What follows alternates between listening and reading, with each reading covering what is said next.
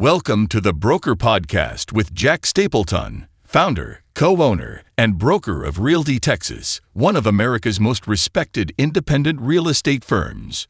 Early in his career, Jack was named Realtor of the Year, top producer, and helped over 1,000 families buy and sell properties. Later turned industry leader and broker, Jack founded Realty Texas and built it into an empire with over 400 agents, tens of thousands of transactions closed, with billions in production. As former board president, NLS chairman, real estate instructor, software engineer, and technology innovator, Jack knows what it takes to succeed at every level. Everyone thinks they know real estate. Few actually do. This is real leadership and proven results. Welcome to the Broker Podcast. Welcome back to the Broker Podcast. With me today is Michael Potter, and he's pulling out some questions out of the hat for the broker. Mr. Potter, what do you got first? Well, every week we hear great questions from agents who are out there in the field, writing contracts, meeting clients, handling those real-world situations. In the trenches. Definitely in the trenches. And they send those questions to us, and let's see about the first one. Hi, Jack. I have a quick clarification about TXR 1601. If I submit an offer that includes a specific title company under paragraph 6A1, and the listing agent responds that the seller wants to use a different title company, would that be treated as a counteroffer since it changes one of the contract terms? Yeah, any change, no matter how small or insignificant, is a counter. 1601 is the 1-to-4 family home. We're talking about paragraph 5, earnest money and termination option, and paragraph 6, title policy and survey. So if you look at the title company's name, you're going to find it in two very predominant paragraphs, paragraphs 5 and 6, and any change to the contract, even paragraph 21 notices where you're talking about the email address and the phone number of the seller and the buyer, even that type of a change, according to Texas Realtors and their attorneys, is substantive, which means that it is a counter. And to that end, I think that those agents who are wanting to counter a transaction because of the title company, is that really coming from the client, or is that really coming from them? Their ability to affect the title company might help them in their business because they're used to working with a specific team and they've got all their files there, so it just makes things easier for them. That might be a fiduciary failure. I don't know. But I do know that any change at all, even if it's what we would consider insignificant, which may or may not be so insignificant, is definitely a counter. Sometimes you hear an agent call you up and say, seller really likes your offer. They are looking at acceptance, but we just want to change a few things.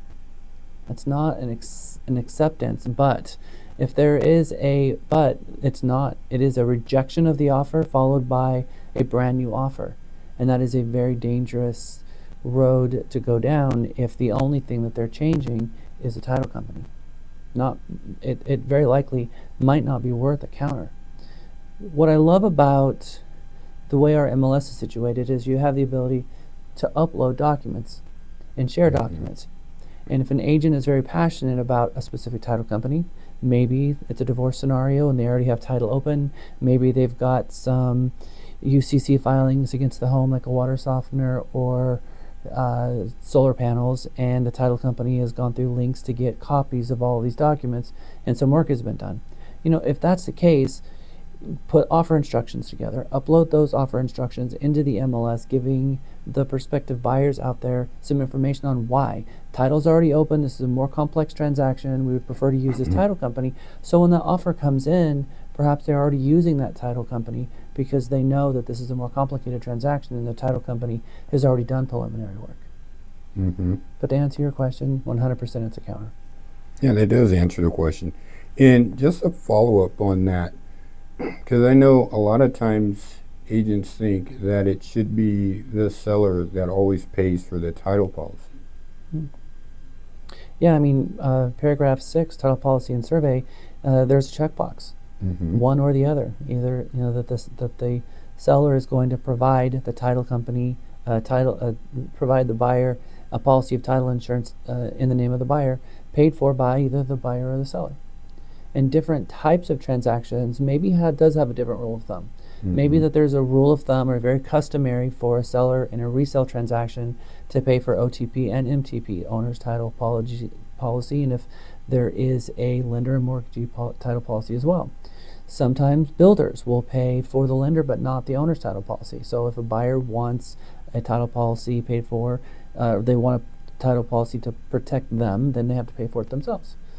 So part of it is, first of all, it depends on market conditions, how long the property's been on market, and how much leverage either party has in the transaction that's going to really push that. But in a balanced market, I think that you're most likely going to see a seller pay for a title policy. If we go back to the 2020-2021 market, where it was the strongest seller's market of all time, we did see a lot of sellers pushing that fee over to the buyer, and the buyers, just in order to get their offer accepted, going ahead and happy to pay it. But in the market that we're in here in 2025, October, going into November, certainly it would be unexpected for a buyer to pay for a title policy. And I just want to supplement one thing and add something to it, because sometimes we see offers coming through that has both boxes checked. Yep. Maybe some language in paragraph 11 special provisions that says that they're going to split it. That's not a thing. That's not allowed. If they want to split it, and they truly want to split it, then they need to agree to a sales price and then figure out what the title policy is and either add that other half to the closing costs or reduce the sales price to offset it and put it on the buyer or the seller and split it that way.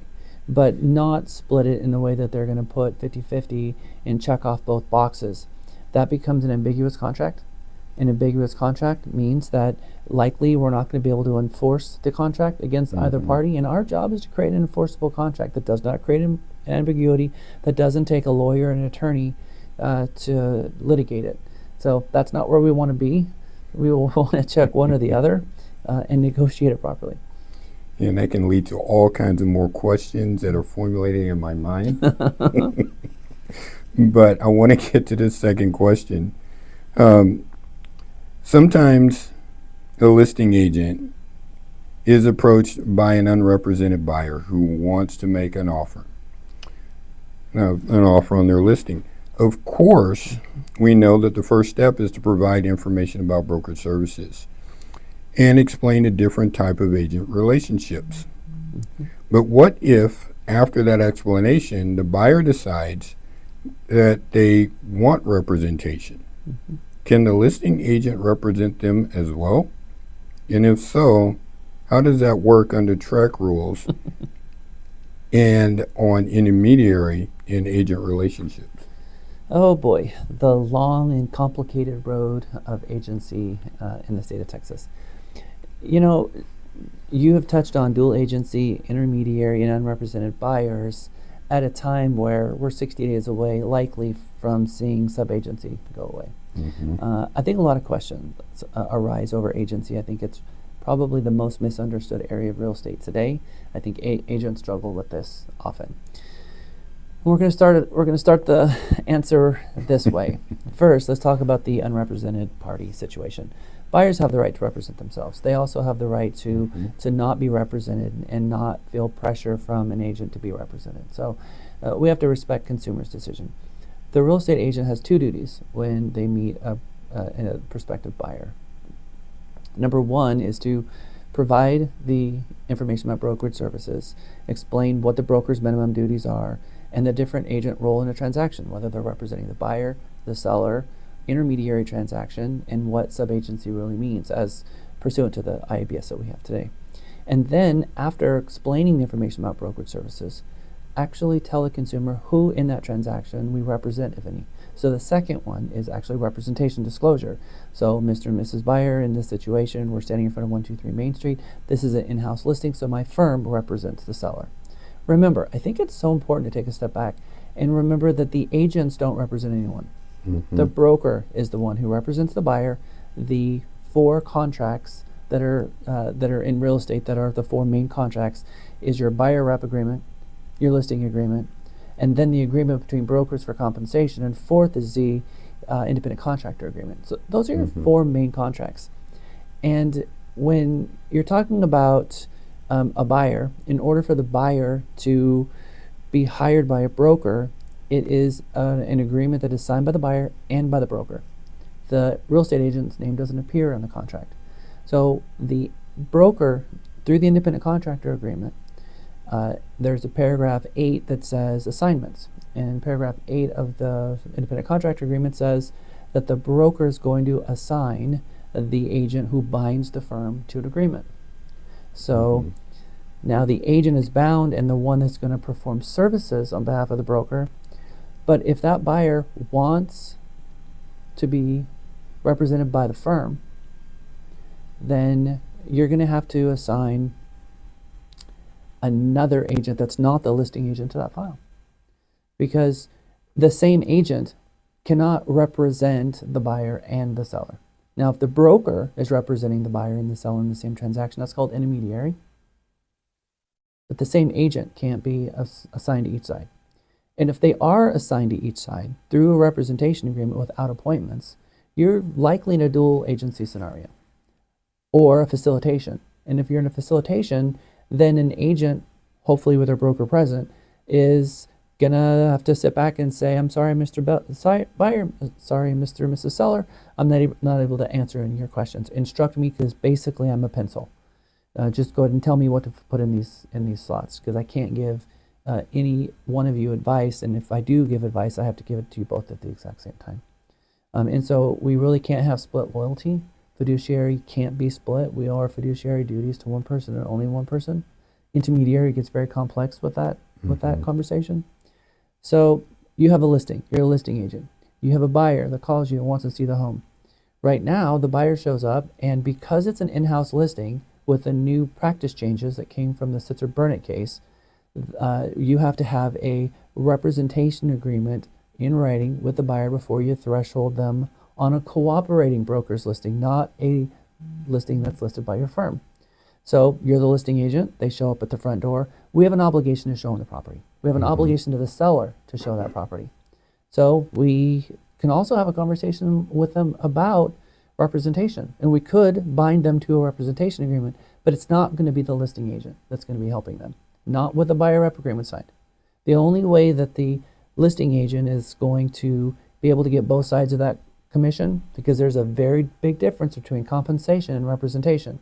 Sometimes the agent's really asking, how do I get both sides of the commission? Versus asking the question, how do I represent both parties? And so sometimes they ask, how do I represent both parties? But that's not really what they're asking. They're asking the other question, which is, how do I get both sides?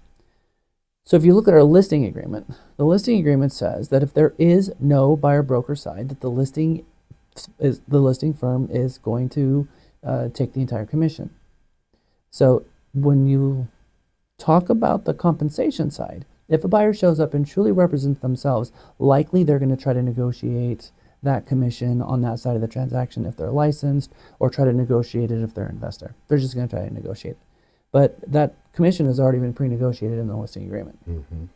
So the buyer who's standing in front of that property, if they choose to represent themselves, not be represented, the listing agent is going to get paid whatever the listing agreement says.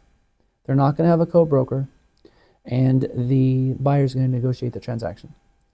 If the buyer chooses, like you read in the question, if they choose representation, that's fine. But they're going to have to refer that business to another broker, another agent, not another broker, but another agent in the office. And when that agent shows up to do the job, then the listing agent has to have obviously a listing agreement signed that checks off intermediary authorized. Buyer rep agreement has to be signed, intermediary authorized. And then inside that transaction, the intermediary form needs to be filled out. That is good information. I think it clarifies a lot. And then if the listing agent wants both sides of the commission, well, the full commission, I should say, then it's an unrep buyer. That's right. That they're working with. That's right.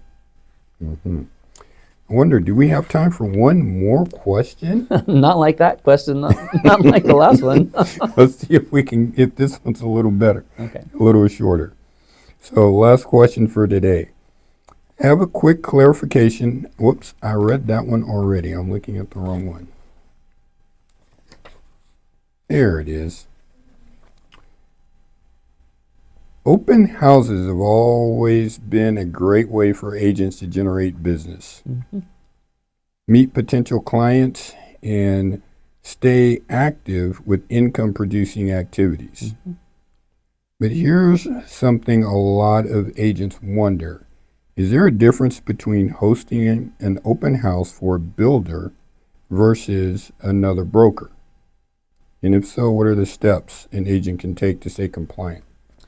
Yeah, that's a big question, and we're going to start like by this. First, one of the prohibitions against using information about brokerage services or having a requirement to hand it out is if you are doing an open house for an in-house listing.